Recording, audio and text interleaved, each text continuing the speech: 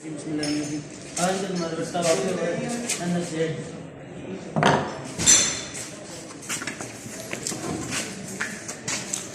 NSAID का मतलब होता है non steroidal anti inflammatory drug. तो सारों से पहले मैं जो बता रहा हूँ कि ये इसमें ना असल में नॉन स्टीरॉयडल का मतलब ये होता है कि जिसमें स्टीरॉयड्स मौजूद ना हो, और उसके बाद स्टीरॉयड्स हार्मोन वगैरह को कहते हैं। ये उनके अलावा होता है एंटी इन्फ्लेमेटरी कहते हैं, दर्द की जो दर्द को दूर करते हैं, क्योंकि इन्फ्लेमेशन दर्द वगैरह को कहते हैं। तो दर्द को दूर करने के लिए बहुत सारी दवाइयाँ होती हैं, और जिनमें से सारों से पहले मैं आपको बताता हूँ कि कुछ दवाइयाँ होती हैं दांत के दर्द की, कुछ होती हैं आँखों के दर्द की, कुछ होती हैं कान के दर्द की। तो सारों से पहले मैं ये बताता हूँ कि सारों से पहले दांत के दर्द से करते हैं। तो इन दवाइयों का आपस में भी इंट्रैक्शन मौजूद होता है।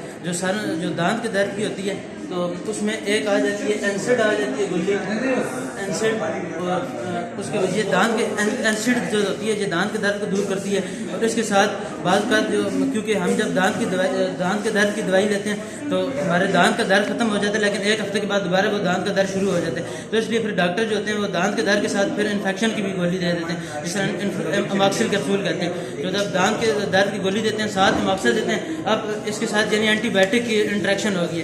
अब जब अमॉक्सिल बंदा खाता है तो फिर इन्फेक्शन के लिए, ताकि दांत का जो इन्फेक्शन है वो भी खत्म हो, तो फिर उसके बाद इसके साइड इफेक्ट जो होते हैं अमॉक्सिल के, उसमें मोशन वगैरह डायरिया आ जाता है। फिर इसलिए जो डॉक्टर होते हैं वो एनसिड प्लस अमॉक्सिल और प्लस फ्लेजियल ये दो गोलियाँ देते हैं, यानी एक गोली सुबह शाम खानी है 3 दिन तक, यानी ये इसकी शेड होती है पूरी। ये होती है दांत के दर्द की। अब आ जाती है कान के दर्द की।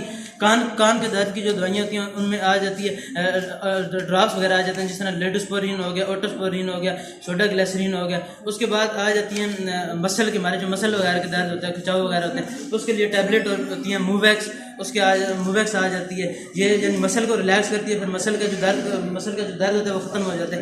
उसके बाद आ जाती है पाँव में दर्द होता है बाज़ का यूरिक एसिड की वजह से, उसके लिए एक टैबलेट होती है यूरिक्सिन, और साथ सिरप दिया जाता है सिट्राल का। ये इसलिए होता है क्योंकि हमारे गुर्दों में जब पथरी वगैरह होती है तो तब ये उसके लिए ये दी जाती है यूरिक एसिड वगैरह की, जब बढ़ जाता है। तो ये हम जो टमाटर के छिलके वगैरह खाते हैं उनकी वजह से दर्द वगैरह होता है, गुर्दे में पथरी वगैरह डेवलप हो जाती है। और इसी तरीके से ये वाली मुख्तलिफ दांत वगैरह दर्द की होती है। उसके बाद आंखों के दर्द के लिए ड्रॉप्स वगैरह दिए जाते हैं, जिस तरह के हाइलो ड्रॉप्स होता है, अप्थीस आई ड्रॉप्स वगैरह होते हैं। उसके बाद दिल का दर्द होता है, जब हमारे खास कर कोलेस्ट्रॉल लेवल वगैरह बढ़ जाए, हार्ट अटैक अचानक कई लोगों का आजकल, जो दिल का दर्द होता है उसके लिए टैबलेट होती है, लिपिगैट होती है।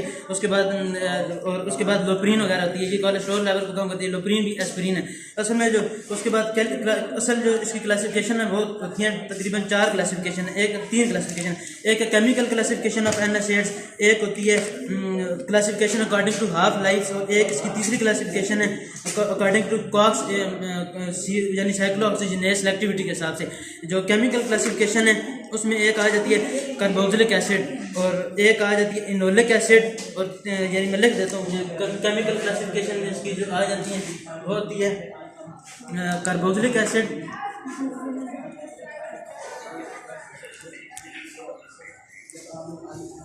और दूसरी आ जाती है इनोलिक एसिड, और तीसरी आ जाती है नॉन एसिडिक कंपाउंड।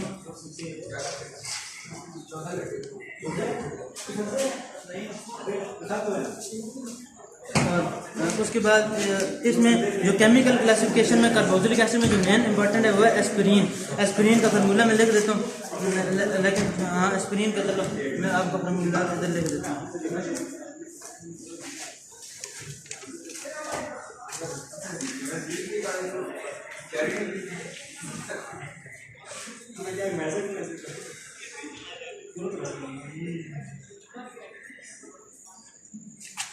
इसके अंदर एसिटाइल क्लोराइड आता है।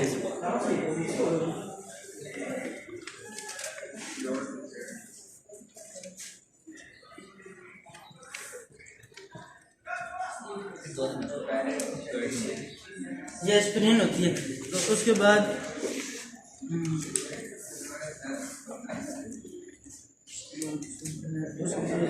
अच्छा, अच्छा, ये मुख्तलिफ जो होती हैं ये इनका एक मिनट आइबुप्रोफेन, और इसकी एक और क्लासिफिकेशन इसमें केमिकल क्लासिफिकेशन है। एक तो एस्पिरिन आ जाती है और दूसरी आ जाती है chemical classification according to the half life. Half life ये होता है कि जो हमारे कोई भी जब हम दवाई इस्तेमाल करते हैं तो वो हमारे अंदर कितनी देर तक रहेगी और कितनी देर के बाद जाके वो हमारे अंदर से वो सिक्रीशन होती है, जिसमें हमने पढ़ता है एब्जॉर्प्शन और सिक्रीशन, इसके मेटाबॉलिज्म वगैरह में इफेक्टिव मोर क्विकली।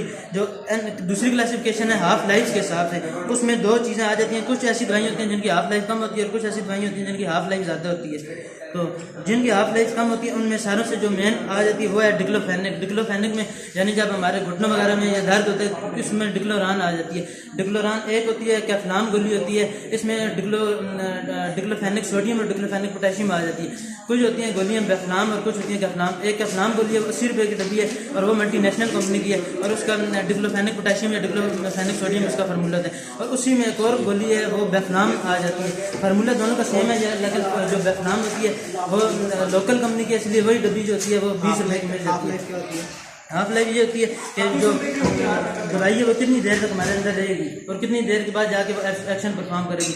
कुछ की हाफ लाइफ कम होती है और कुछ की हाफ लाइफ ज़्यादा होती है। जिनकी हाफ लाइफ कम होती है वो इसमें होती है इफेक्टिव मोर क्विकली, यानी वो बहुत जल्दी एक्शन परफॉर्म कर देती है। हाफ लाइफ जो होती है ना, यानी जितनी हमने डोज ली है उससे हाफ लाइफ आधी हो जाएगी, उसकी उतनी हाफ लाइफ यानी फर्क करो। अगर मैं कहता हूँ किसी की दो मिनट की हाफ लाइफ है, उसका ये मतलब है कि हमने अगर कंसंट्रेशन लिया ना 10 ग्राम तो 2 मिनट के बाद वो 5 ग्राम हो जाएगी। दो मिनट के बाद फिर हाफ लाइफ, यानी हाफ लाइफ 2 मिनट की ना, तो 2 मिनट के बाद फिर वो हाफ लाइफ और कम हो जाएगी। तो ये उनकी होती है हाफ लाइफ ही होती है। जिस तरह हाफ लाइफ कम होती जाती है उनकी कंसंट्रेशन वगैरह आधी रह जाती है। तो उसके बाद आ जाती है, और जिनकी हाफ लाइफ ज़्यादा होती है तो जारी बात है ज़्यादा देर के बाद वो कम होगी। मतलब हम इनहेल ही कम